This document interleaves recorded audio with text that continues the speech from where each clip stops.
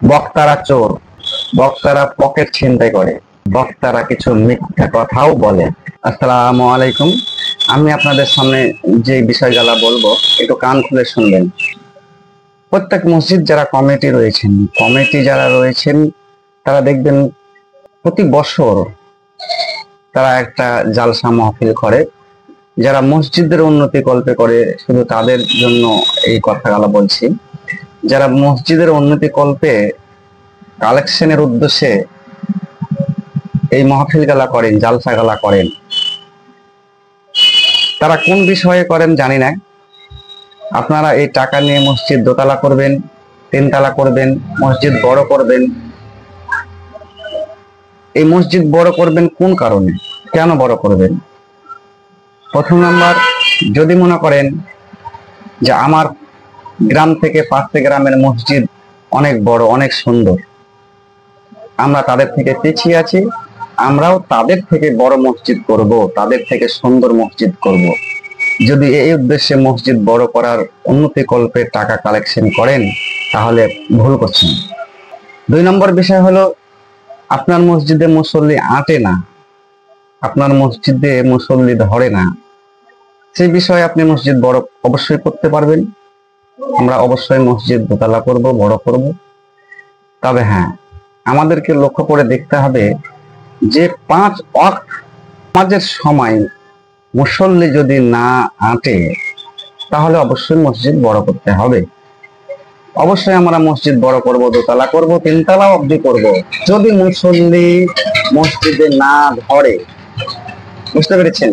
যদি মুসল্লি মসজিদে না ধরে, 5 ওয়াক্তই যদি মুসল্লিগণকে মসজিদে না আনতে, তাহলে আমরা অবশ্যই মসজিদ বড় করব। এখন বিষয়টা হলো যে শুধু জুমার দিনকে কেন্দ্র করে 5 ওয়াক্ত নামাজের সময় মসজিদে 1 কাতার বা 2 কাতার লোক হয়, বাকি ফাঁকা থাকে, পিছনটা পুরো ফাঁকা থাকে। এবার দেখা যায় জুমার দিনে কিন্তু মুসল্লি মসজিদে আসছে না, পুরোপুরি মসজিদ ভরে যায়, ভর্তি হয়ে যায়। সেই দিকে লক্ষ্য করে যদি আমরা মসজিদ বড় করার উদ্যোগ নিই, সেদিকে লক্ষ্য করে যদি আমরা মসজিদ বড় করি, তাহলে কি ঠিক হবে? কারণ তারা তো সপ্তাহে একটা দিন আসবে মসজিদে ভিড় করার জন্য, তাদেরকে প্রেসার দিয়ে কেউ বাধাও দেবে না যে তোমরা মসজিদে আসছো না। আর ওদেরকে লক্ষ্য করে মসজিদে আসছে না মনে করে আমরা মসজিদ বড় করার উদ্দেশ্যটা নেই, তাহলে তারাকে লক্ষ্য করে আমরা মসজিদ বড় করছি।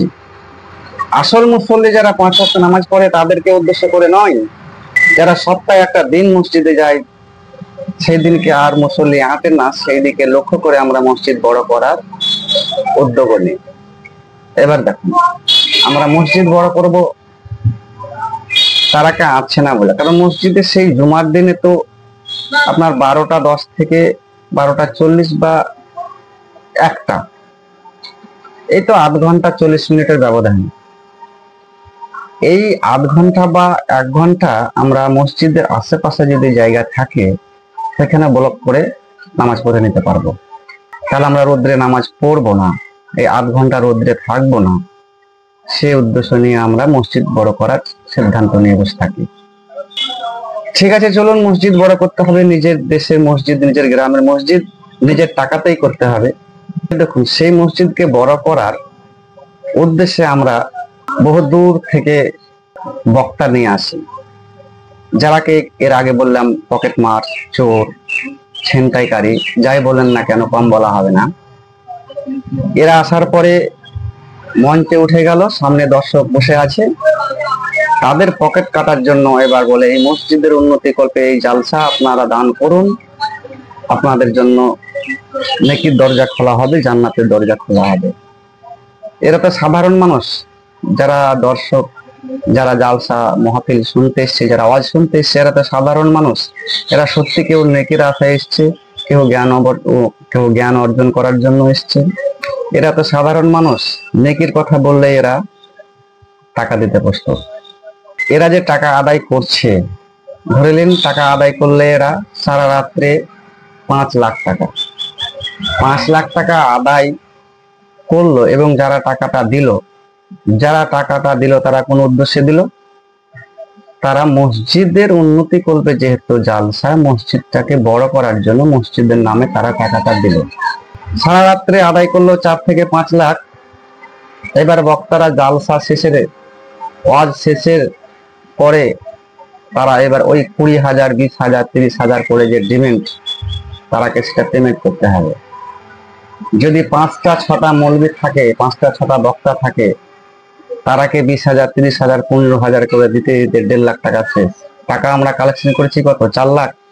1.5 লাখ টাকা শেষ। আমরা যে প্যান্ডেল ভাড়া করেছিলাম, মাইক ভাড়া করেছিলাম, সেখানে 50,000 টাকা শেষ। আরো আদার্স এদিক সেদিক নিয়ে আরো আমাদের 50,000 টাকা শেষ। তাহলে কত? 1.5 লাখ আর 2 লাখ, 1 লাখ, 2.5 লাখ টাকা শেষ। থাকলো কত? 4 লাখের মতো মধ্যে 2.5 লাখ শেষ, থাকলো আমাদের 1.5 লাখ। কিন্তু যে 4 লাখ টাকাটা তুলেছিলাম সেটা আমাদের গ্রাম থেকে তুলেছিলাম, সেটা আমাদের জামাত থেকে তুলেছিলাম। বাইরে থেকে আর কতজন টাকা দিতে আসে? তাহলে আমরা টাকা দিলাম 4 লাখ মসজিদকে কেন্দ্র করে নেকির উদ্দেশ্যে, আর আমাদের এই টাকাটাকে আবার ওই বক্তাটাকে দিয়ে পাঠিয়ে দিল। টাকাটা আমাদের গ্রামের কমে গেল না বাড়লো বলো? টাকাটা নিয়ে তারা চলে গেল। এই জন্য তারাকে আমরা চোর বলি। আর ওরা কেন এসেছিল এখানে? ইসলাম প্রচারের জন্য এসেছিল। টাকার বিনিময়ে ইসলাম প্রচার করতে এসেছিল না, তারা ইমান বিক্রি করতে এসেছিল? তাদের ইমানকে বিক্রি করে টাকাটা নিয়ে চলে গেল। সে যা হোক, তারা ইমান বিক্রি করছে না, মানুষকে শিক্ষা দিচ্ছে না, মানুষকে ইসলামের পথে নিয়ে আসছে না, মানুষকে ভালো পথে নিয়ে আসছে, সেই হিসাব আল্লাহকে তারা দিবে। এখন বিষয়টা হচ্ছে, আমরা যে 4 লাখ টাকা তুললাম, 4 লাখের মধ্যে 2.5 লাখ টাকা নিয়ে চলে গেল, থাকলো 1.5 লাখ। 1.5 লাখ টাকায় আমাদের মসজিদের কি হবে? কিছু হবে? আরে ওরা তো ওদের ওই 30,000 টাকা যেটা ডিমান্ড ছিল, যেটা কথা ছিল, সেটাকে মানে পকেটে ভরার জন্য ভাবছে আমরা যত কালেকশন করতে পারবো তত আমাদের গামারেডি বাড়বে, তত আমরা লাইক পাবো। এই জন্য দেখবেন কেউ যদি 10,000 দিতে যায়, তার হাতটাকে ধরে বলে আর 5,000 টাকা দাও। যদি 20,000 দেয়, তাকে হাতটাকে ধরে, তার হাতটাকে ধরে বলে দাদা আপনি তো কন্ট্রাক্টর, আপনি তো অমুক, আপনি তো ভালো পয়সা আলা, আরো 10,000 টাকা দেন। সে মান সম্মানে পড়ে যায়, কারণ সামনে অনেক দর্শক তার দিকে তাকিয়ে আছে। সে লজ্জায় পড়ে, মান সম্মানে পড়ে টাকাটা দিয়ে দিল। সে কিন্তু আর নেকের উদ্দেশ্যে দিল না, সে মান সম্মানের ভয়ে দিল। আর সে আলেম, যে বক্তা, যে টাকাটা এইভাবে পকেট থেকে ছিনতাই করলো, সে টাকাটা পাওয়ার মাত্রই নারায়ে তাকবীর, আল্লাহু আকবার, আল্লাহ তাকে নেকি দিও, জান্নাত দিও, ওর বাপের জান্নাতও দিয়ে দিল টাকার বিনিময়ে।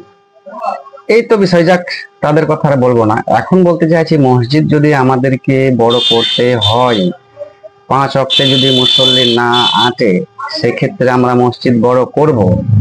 কিন্তু আমরা ওই গ্রামে যদি চাঁদা ধরি, 500, 1000, যে যেমন ব্যক্তি তার কাছে সেভাবে যদি আমরা চাঁদা ধরি, আমরা 4 লাখ টাকা কালেকশন করেছিলাম ওই ওয়াজ মাহফিলে। কালেকশন 4 লাখ টাকা হওয়ার পরে থাকলো 1.5 লাখ। বাকি টাকা আউট হয়ে গেল, গ্রাম থেকে চলে গেল। কিন্তু আমরা যদি 500, 1000 করে টাকা তুলি, চাঁদা ধরি, তাহলে দেখবো যে বছরে আমাদের হতে 50,000 বা 1 লাখ কালেকশন হয়ে যাবে। থাক টাকা, সামনে বছর আবার চাঁদা ধরবো, আবার কালেকশন করব, আবার 1 লাখ টাকা উঠবে। আমরা ধীরে ধীরে মসজিদ করব, ধীরে ধীরে মসজিদ দোতলা করব। এত তাড়াহুড়া কিসের? কি ভুল বললাম না ঠিক বললাম? কোন উদ্দেশ্যে আমরা এই বাইরে থেকে এই চোর বক্তারাকে নিয়ে এসে এরকম কালেকশন করে তারাকে টাকা দিয়ে পাঠিয়ে দেব? আর আমাদের গ্রামের মানুষ একটা মৌলবীকে মাইনা দিতে পারছে না, মাসে 50 টাকা, তাদের কাছ থেকে জুলুম করে 20,000, 30,000 টাকা পকেট থেকে বের করে নিয়ে চলে গেল। এখন বলবেন কই আমাদের গ্রামের লোককে কেউ আদায় করতে পারছে না, তারাকে নিয়ে আসছে কিছু টাকার বিনিময়ে, তারা আদায় করছে। আরে তারা তো সেটাই শিক্ষা করেছে, সেটাই ওরা শিক্ষা লাভ করেছে যে মানুষের কাছ থেকে কিভাবে আমরা টাকা ছিনতাই করব, সেটাই তো ওরা প্র্যাকটিস করেছে। আর সে প্র্যাকটিস ব্যবহার করে তারা টাকাটা ছিনতাই করছে, তারা টাকাটা আদায় করছে। তাদের কথা আমরা কেন শুনবো? তারাকে আমরা কেন নিয়ে আসবো? আমরা আমাদের গ্রামের মসজিদ বড় করব, আমরা নিজেরাই কালেকশন করব। কালেকশন করে আমাদের কম টাকা উঠবে, তাই তো? ওদেরকে নিয়ে এসে বেশি টাকা উঠছে, আমরা কালেকশন করলে কম টাকা উঠবে। উঠুক না, টাকা আমাদের কম উঠুক না, ধীরে ধীরে ধীরে ধীরে ধীরে ধীরে টাকাটা আমাদের জমা লাগবে, তারপরে আমরা মসজিদ বড় করব। মসজিদ বড় করার অত তাড়াহুড়া কিসের? ওই জুমার দিনে যারা একটা দিন নামাজ পড়তে যায় শুধু জুমার দিনে, তাদেরকে লক্ষ্য করে আমরা মসজিদ বড় করব? তারা রোদ্রে নামাজ পড়বে, কষ্ট হবে, এই জন্য মসজিদ বড় করব? ভেবে দেখুন। আমার মনে বলে এরকম বাইরে থেকে মসজিদ নিয়ে এসে এরকম কালেকশন করা ঠিক, আমার মন বলে ঠিক নয়। নবী সাল্লাল্লাহু আলাইহি সাল্লাম তিনি বলেছেন, আপনি যেটুকু শিক্ষা অর্জন করেছেন, যেটুকু শিখেছেন, যেটুকু জানেন, সেটুকু আপনি লোকের কাছে পৌঁছে দেন। সেই বার্তাটা আপনি প্রত্যেক মানুষের কাছে মেসেজ করে দেন, টাকার বিনিময়ে নয়। একবার আমরা তাবলিগি যদি জালসা করি, কোনো আলেম যদি পাই, কোনো বক্তা যদি পাই, যে হ্যাঁ আমি বিনা পয়সায় গিয়ে তাদেরকে উপদেশ দিব, তাদেরকে আমি হাদিস কোরআনের কথা শুনবো, তাহলে আমরা একটা প্রোগ্রাম করতে পারি। সেখানে সে এসে হাদিস কোরআনের কথা বলবে, তারা হাদিস কোরআনের আলোচনা করবে, আমরা সেই কথাগুলো মন দিয়ে শুনবো এবং আমল করার চেষ্টা করব। এটা আলহামদুলিল্লাহ ভালো কাজ। কিন্তু টাকা কালেকশনের উদ্দেশ্যে এইরকম অজ মাহফিল আমার মন বলে না করাই ভালো, না করাই ভালো। এটা একদম পুরোপুরি যারা বক্তা রয়েছে না, যারা আলেম নামে পরিচিত দিচ্ছে বক্তা, পুরোপুরি এদের জন্য এটা ব্যবসা। আমরা এখন যদি তারাকে না নিয়ে আসি তাহলে তাদের ব্যবসা একদম পুরো লাটে যাবে, ব্যবসাটাই বন্ধ হয়ে যাবে। দেখুন না, আজ থেকে 5 বছর আগে আপনি যেই আলেমটাকে, যে বক্তাটাকে চিঠি করেছেন যে আমাদের ওখানে অমুক তারিখে ওয়াজ রয়েছে, মাহফিল আছে, আপনাকে আসতে হবে, সে এসেছে। আসার পরে স্টেশনে নেমার পরে বলেছে কমিটির লোকে, আমি এসে গেছি, স্টেশনে নেমে গেছি, আমাকে নিয়ে যাওয়া হোক। এবার কোনো কমিটির লোক সাইকেলে বা মোটর সাইকেলে গিয়ে তাকে লিফট নিয়ে এসছে, তাকে আগিয়ে নিয়ে এসছে। কিন্তু এখন ওই বক্তাগালাকে দেখুন, সব নিজে 4 চাকা কিনেছে, 4 চাকাতে মাহফিল করতে আসছে, দিনের দাওয়াত দিতে আসছে 4 চাকাতে চেপে। নবী সাল্লাল্লাহু আলাইহি সাল্লাম বা আর অন্যান্য সাহাবারা দিনের দাওয়াত দিতে দিতে ভিখারি হয়ে গেছিল, নিঃস্ব হয়ে গেছিল। আর আজকের বক্তারা মানুষকে হেদায়েতের পথে নিয়ে আসার নাম করে আসছে, ইসলাম প্রচারের নামে আসছে, আর এক সময় হাঁটতে হাঁটতে আসতো, আর এখন 4 চাকা করে আসছে। কোথায় মেলটা, কোথায়? যিনি দাওয়াত দিতে দিতে একটা সময় নিঃস্ব হয়ে গেলেন, নবী আকরাম সাল্লাল্লাহু আলাইহি সাল্লামের জামানায় মানুষকে বোঝানোর জন্য দাওয়াত দিতে দিতে দিতে দিতে একদম নিঃস্ব হয়ে গেছিল, কিছুই ছিল না। আর এখন বক্তারা দাওয়াত দিতে দিতে দিতে বড়লোক হয়ে যাচ্ছে, জমি জায়গা গাড়ি বাড়ি কিনা এক একটা। তাহলে এটা ব্যবসা না? ব্যবসা না বলুন? 100% ব্যবসা। এদের ব্যবসা হালাল না হারাম এটাও ওরা ভালো করে জানে, কিন্তু বলবে না। আমাদের সাধারণ মানুষেরা এই কথাটা বলবে না। আপনি আমি ব্যবসা করি, খারাপ কাজ করি, ওরা বাধা দিবে, ভালো কথা। আমরা ভালো পথ খারাপ পথে গেলে বাধা দিবে, সেটা ভালো কথা। কিন্তু এটাও তো ঠিক, যে ব্যক্তি যে কাজ করে না সেই কাজ অন্য কাউকে বলতে পারে না।